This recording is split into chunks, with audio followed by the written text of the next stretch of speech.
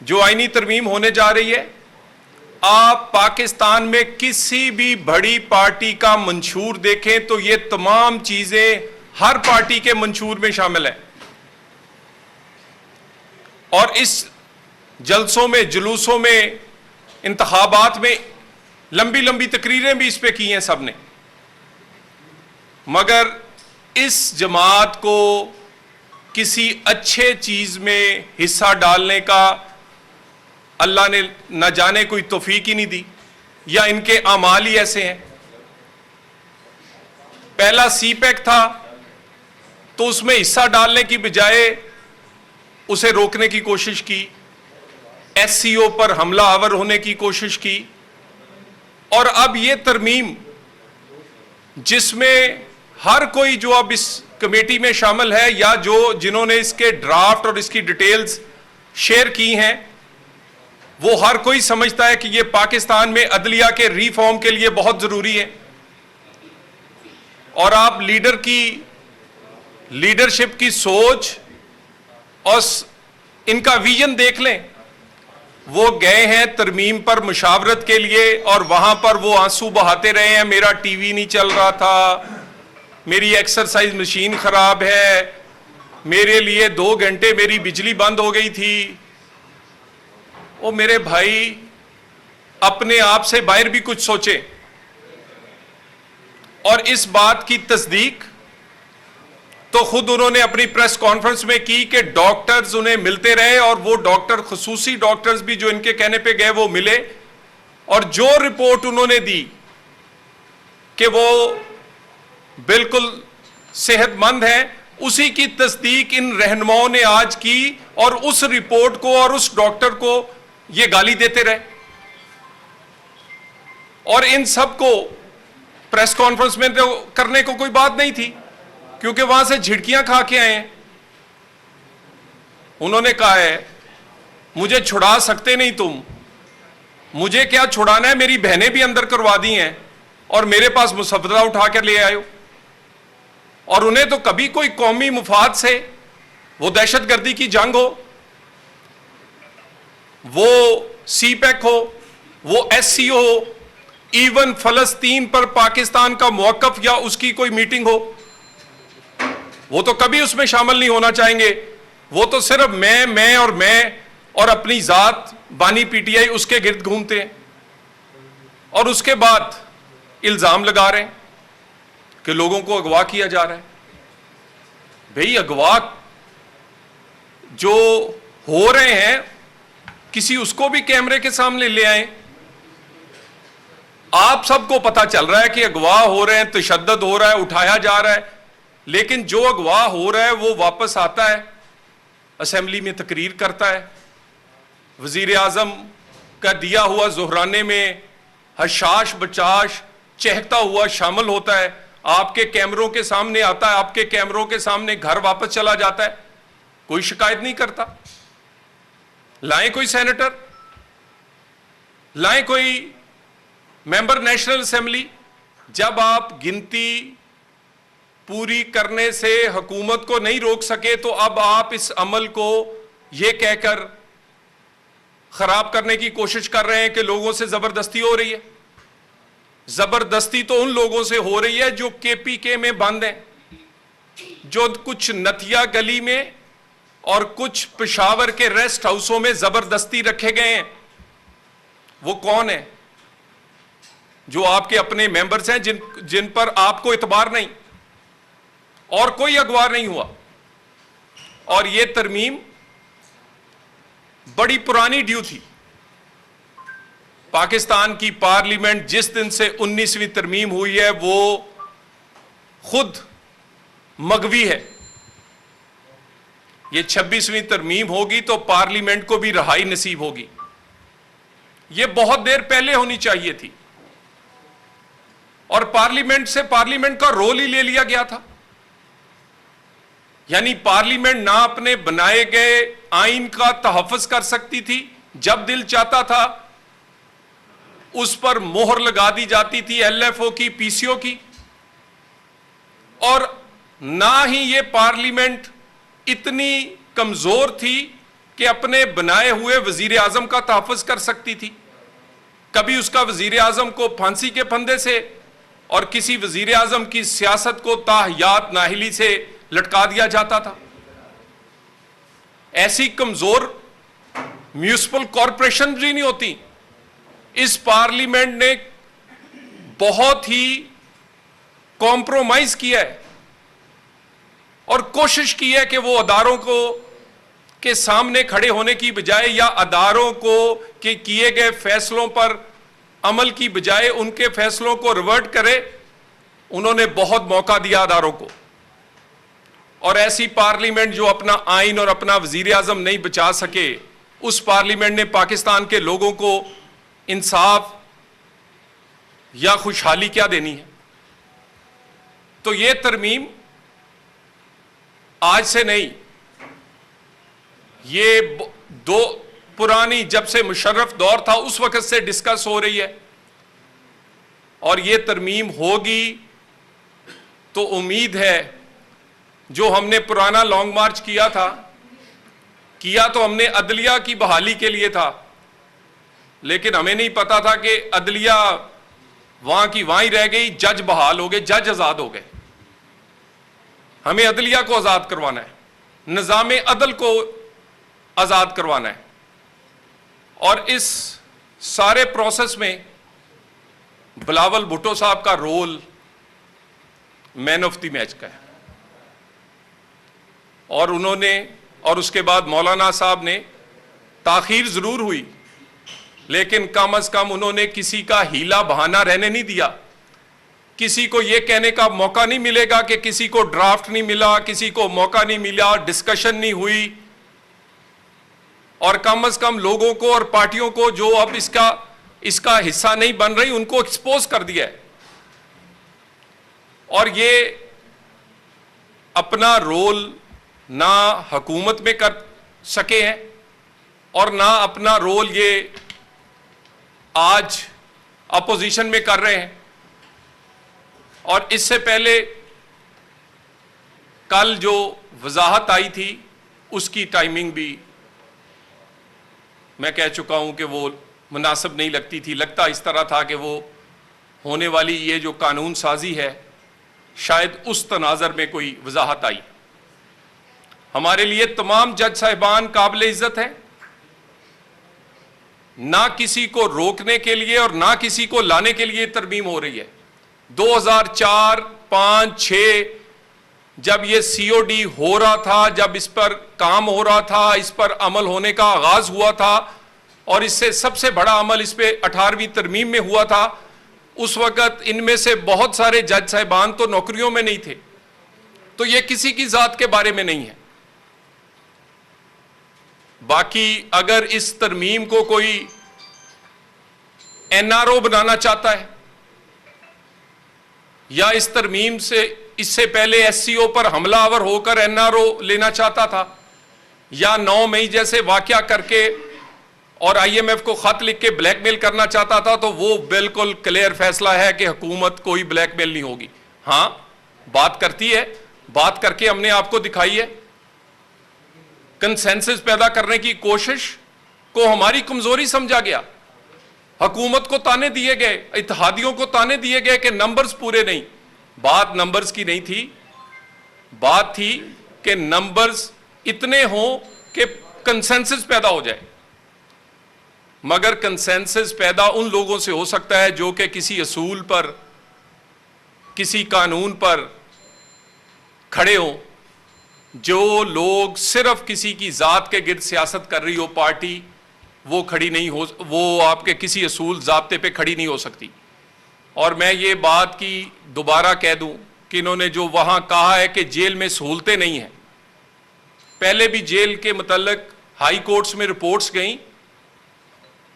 पाकिस्तान का वीआईपी तरीन कैदी है, ये आप सारे जानते होंगे। कभी होटल बुक करवाना हो तो वो कई साइट्स पर होटल बुक करवाते हैं तो वो पूछते हैं कि इसमें एक्सरसाइज मशीन होगी, किचन होगा, इसमें डबल बेड होगा। इन्होंने तो जेल इस तरह बुक करवाई है जैसे ऑनलाइन बुकिंग करवाई हो सहूलतें, कि इनके लिए एक्सरसाइज मशीन होगी, अलहदा किचन होगा, दिन रात डॉक्टर होगा, इनके लिए 2-3 इन्हें वहाँ पर मुलाजमीन दिए जाएंगे। सुबह इन्हें इंग्लिश अखबार मिलेगी, शाम को उर्दू अखबार मिलेगी। चैनल जो है वो लगातार सारा दिन पीटीवी देखते हैं। इनसे पूछ लें पीटीवी के अलावा कौन सा चैनल देखना चाहते हैं, वो भी उसकी भी तरमीम कर देते हैं। तो कोई ऐसी सहूलत नहीं जो इस वीआईपी कैदी के पास ना हो। एक सीख सहूलत नहीं दे सकते जो एनआरओ है। 190 मिलियन वापस कर दें। तोशा खाना खुद और आपकी बेगम हार वो जो छुपाए हुए हैं वो वापस कर दें। आपसे कोई लड़ाई नहीं है। 9 मई की माफी नहीं, 9 मई जिन्होंने किया है और जिस तरह करवाया है उसको बयान भी करें, तस्लीम भी करें, और जिनसे करवाया है वो सजा भी भुगतेंगे। बाकी सियासत भी चलेगी, पार्लियामेंट भी चलेगी इंशाअल्लाह ताला। और कल सुबह तक, कल का जो सूरज है वो पाकिस्तान में अदलिया रिफॉर्म्स, पाकिस्तान में सियासी इस्तेकाम और पाकिस्तान में उस सियासी इस्तेकाम लेके आएगा जो मुआशी इस्तेकाम लेकर आएगा, जिससे गरीब का चूल्हा चलेगा, पाकिस्तान की इकोनॉमी चलेगी, स्टॉक एक्सचेंज चलेगी, रुपया तकड़ा होगा, एससीओ जैसी और कॉन्फ्रेंसें होंगी, सीपेक 2 होगा। इंशाअल्लाह ताला इस तरह की और भी तरमीम करनी पड़ी, जिस वक्त भी करनी पड़ी। पार्लियामेंट का ये हक है और पार्लियामेंट इसीलिए वजूद में आती है। वो जब चाहेगी, जिस वक्त चाहेगी, तरमीम कानून साजी करेगी। और अगर किसी अदारे के फैसले या किसी अदारे को नोक पलक उसकी ठीक करनी हो और किसी के फैसले ये लगे कि ये आइन और कानून के मुताबिक नहीं, तो उसकी नोक पलक भी पार्लियामेंट सवारेगी और ठीक करेगी कानून साजी से, तरमीम से, अपने इस अमल से। Thank you very much. आप ये बताइए कि आज भी हम ये समझें कि 15 सितंबर को जिस तरह आप तरमीम लाना चाहते थे और जिस तरह उस दिन सुस्ती हुई हुकूमत की, आज कहीं सुस्ती दोबारा तो नहीं होने जा रही? देखिए, मेरी गुजारिश आपसे मैं दोबारा कर दूं, अगर आप हमारी इस जमहूरी सोच को, सियासी सोच को सुबकी कह रहे हैं, तो मैं एक सियासी कारकुन हूँ। मेरे लिए बातचीत करना, टेबल पर बैठना, कंसेंसस पैदा करना, ये एक फ़ख्र की बात है। और हमने जो लोग ये कहते थे कि मुसव्वदा आया नहीं और वो ऊपर से अचानक आएगा, किसी को पता नहीं लगेगा, कोई कमेटी नहीं बनी, कोई डिस्कशन नहीं हुई, आज वो किधर है? आपकी कैमरों के सामने कितनी कमेटी मीटिंग्स हुई हैं? 1 दर्जन के करीब। मुलाकातों से आपके पिछले 2 महीने से आपके अगर चैनल्स के टिकर्स और खबरें देखें तो रहनुमाओं की मुलाकातें, पार्टीज के इजलास इसी तरमीम और इसी कानून साजी के लिए के गिर्द घूमती हैं। तो मेरा ख्याल है नंबर्स हुकूमत का मसला नहीं था, हुकूमत का मसला कंसेंसस पैदा करना था, जिसकी कोशिश की गई। सर फारूक सत्तार साहब ने आज सुबह एंट्री पे बयान दिया कि आज ये ऊंट किसी करवट बैठ जाएगा और अगर ऊंट नहीं बैठा तो ये ऊंट खैमा फाड़ के जरूर निकलेगा। तो क्या ये ऊंट खैमा फाड़ के निकला है? देखिए, ये हमने तो कोशिश पहले भी करते रहे हैं और आइंदा भी करेंगे। एक रुकन वाली पार्टी से लेकर और उस पार्टी का जो कि हमें पता था कि अपोजिशन की सबसे बड़ी पार्टी है लेकिन वो सियासी है ही नहीं, उसको भी मौका दिया है। ऊंट बैठना है या उठना है वो पार्लियामेंट उठाए और बिठाएगी, और वो पार्टियों के, हम चाहते थे कंसेंसस से हो सब कुछ, और हम हुकूमत इसमें बहुत हद तक कामयाब हुई है। बहुत हद तक हुकूमत इस बात में उस प्रोपेगेंडे को जायल करने में भी कामयाब हुई है जो कि कहते थे कि ये तरमीम कोई और ला रहा है, ये तरमीम किसी और मकासद के लिए है, इसके ड्राफ्ट और इसकी डिस्कशन और इसका वो तमाम प्रोसेस को बाईपास किया जा रहा है। हमने वो प्रोसेस कर उसको पहली भी तरमीम जो तरमीम हुई है उससे ज़्यादा बढ़ के किया है। बाकी आप फिक्र ना करें, इंशाल्लाह सब कुछ ठीक रहेगा। की बात कर रहे हैं, दूसरी तरफ 3 जमातों ने इल्जाम लगाया है कि उनके सेनेटर को जबरी तौर पर लापता किया गया, जिनमें जुमीतुल इस्लाम है, मेंगर साहब है, तरीके साहब है। तो ये एक तरफ लापता हो रहे हैं, एक तरफ आप मुशावरत, किस किस्म की मुशावरत है?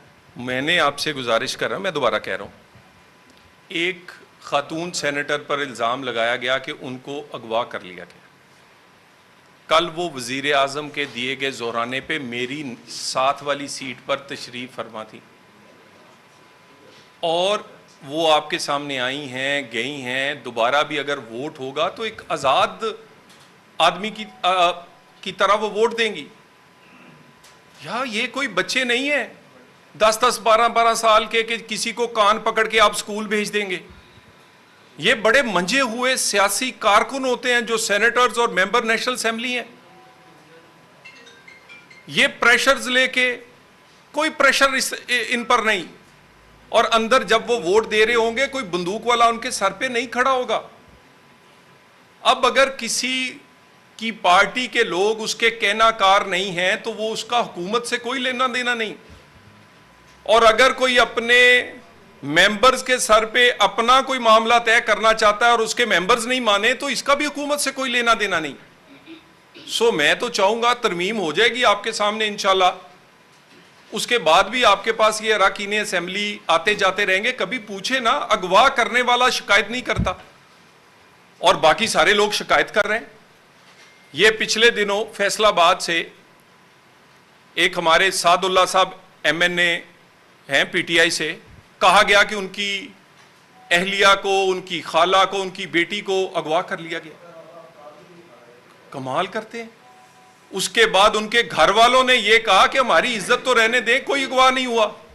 उनके घर वालों ने इसी PTI के सोशल मीडिया के सामने इस तरह हाथ बांधे कि हमारी इज्जतों से ना खेलो, हमें कुछ नहीं हुआ। तो ये स्टार प्लस का कोई ड्रामा क्रिएट करने की कोशिश ना करें, कुछ नहीं ऐसा हो रहा। जो हो रहा है वो कैमरों के सामने, लोगों के सामने हो रहा है, और अरकान असेंबली बच्चे नहीं होते कि उनसे जोर जबरदस्ती की जा सके। ये बताइएगा कि आपने अब्दुल्लाह भुट्टो जरदारी को आपने मैन ऑफ द मैच करार दिया, तो इसमें नवाज शरीफ का किरदार क्या है? वो स्टेट्समैन है, ये वही तरमीम है जो मियां नवाज शरीफ और बेनज़ीर भुट्टो ने आज से 20 साल पहले जिस डॉक्यूमेंट पे साइन किया था। वो विजनरी लीडर्स हैं जिन्होंने आज से 20-25 साल पहले ये मसवदा लिख कर रखा था, जो आजकल ज्यादातर लोगों के, ज्यादातर पार्टियों का मंशूर है। और वो पंजाबी च कहते ने कि बाबियां तो बगैर बकरियां नहीं चरदियां। वो मियां नवाज शरीफ लीडर है और पाकिस्तान की सियासत घूमती उसके गिर्द है, और अल्हम्दुलिल्लाह वो एक मुस्बत तरीके से पाकिस्तान को आगे बढ़ाना चाहते हैं। नौजवानों को रोजगार मिल सके, पाकिस्तान का रुपया तकड़ा हो, पाकिस्तान में कारोबार चले, पाकिस्तान में रोजगार हो, पाकिस्तान में अमन हो, और उनकी अना ईगो जो है वो पाकिस्तान से बड़ी नहीं है। वो हम सब कुछ पाकिस्तान पर बहुत कुछ सह लेते हैं, लेकिन पाकिस्तान को कोई तकलीफ नहीं होने देते। साहब ये बताएं, मियां साहब की खिदमत तो मुल्क के लिए बहुत है, आप भी इसको इतराफ़ कर रहे हैं, पर वो वज़ीर आज़म क्यों नहीं बन सके, क्या वजह? देखिए, गुजारिश ये है कि मियां नवाज शरीफ का ये अपना फैसला है, और मियां साहब, मैं समझता हूँ एक सियासी कारकुन के तौर पे कि मियां साहब खुद वज़ीर आज़म होते और उसकी बजाय उनके भाई और हमारे शहबाज शरीफ साहब दूसरी दफ़ा वज़ीर आज़म और उनकी बेटी वज़ीर आला हैं, ये ज़्यादा बड़ी खबर है। ये ज़्यादा बड़ी सियासी कामयाबी है मुस्लिम लीग नून की और मियां नवाज शरीफ की। और हमने हमेशा कहा है कि वज़ीर आज़म नवाज शरीफ होगा या नवाज शरीफ का होगा, तो अल्हम्दुलिल्लाह वज़ीर आज़म नवाज शरीफ का ही है। आईनी अदालतों के क़याम के हवाले से मुस्लिम लीग नून का क्या स्टांस है? यार आप तक आज तक यही नहीं पता चला। वो बड़ा लंबा चौड़ी डिस्कशन हुई है, वो सारी डिस्कशन हमारा जो स्टांस है वो ऑलरेडी COD में बड़ा क्लियरली हमने मेंशन किया है, और उस पर हम अमल करना चाहते थे, मगर जो कंसेंसस पैदा हुआ है वो भी इसी आईनी अदालत के हवाले से बेंच या दूसरा, वो हमने कंसेंसस थोड़ी बहुत उसमें तरमीम हुई है, लेकिन कॉन्सेप्ट वही है जो मियां नवाज शरीफ और बेनज़ीर भुट्टो ने COD में दिया था। अच्छा सर, आपने कहा कि